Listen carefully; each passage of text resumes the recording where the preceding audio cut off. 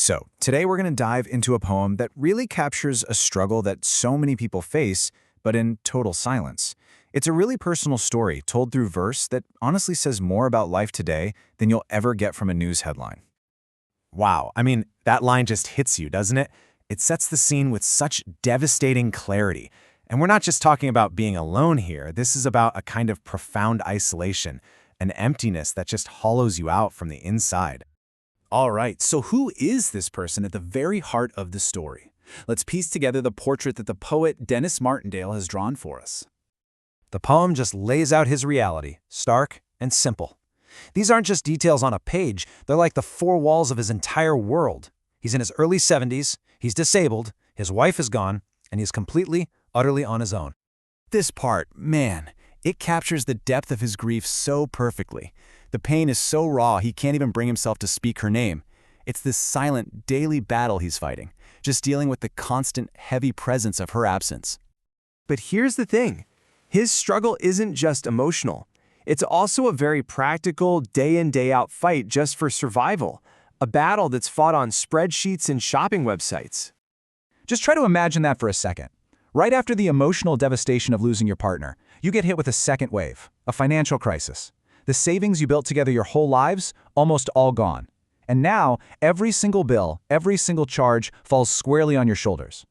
You see, his life has basically turned into a full-time job, and not a fulfilling one. It's this grim, repetitive task of just managing to not go under. He spends hours online, not for fun, not to connect with people, but just to survive, hunting for discounts, finding codes, all just to keep his head above water. It's a relentless, lonely grind.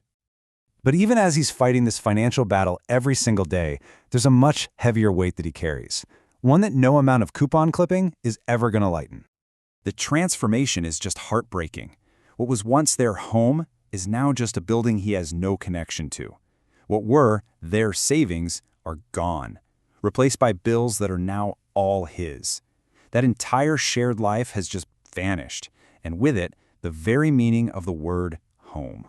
And his isolation just becomes absolute.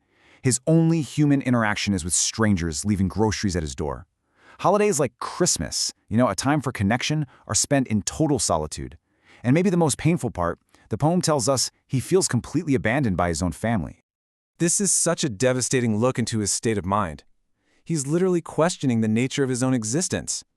Is this quiet, empty life some kind of peaceful limbo, or is it a kind of torture? He can't even tell the difference anymore.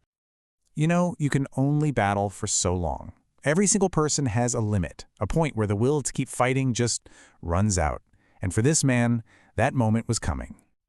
It's really important to understand this part. His existence was bleak, for sure, a shadow of a life, but he was managing. He had his routine, his system for survival, he was enduring it. And then, this happened. A public announcement, something that seems so distant and impersonal, becomes the trigger, the one thing that shatters his fragile stability. The poem doesn't even say what specific detail in that budget broke him. And maybe that's the whole point. It wasn't one policy. It was just a final realization that the system he was fighting so hard against was completely indifferent to him. That was the moment his hope finally went out. He gave up. And this is where the poem zooms out. It transforms this intensely personal story into a really sobering commentary on the world that we are all living in. That final line is just chilling. It's a reminder that the story we've just walked through isn't some isolated tragedy. No, it's a reflection of a reality that's shared by countless other people, hidden away behind closed doors in our own neighborhoods. So ultimately, this pensioner becomes a symbol. His story puts a human face on all those statistics we hear about. It forces us to confront this crisis that's happening right at the intersection of financial hardship and deep, soul-crushing loneliness. And that leaves us with a final, really difficult thought.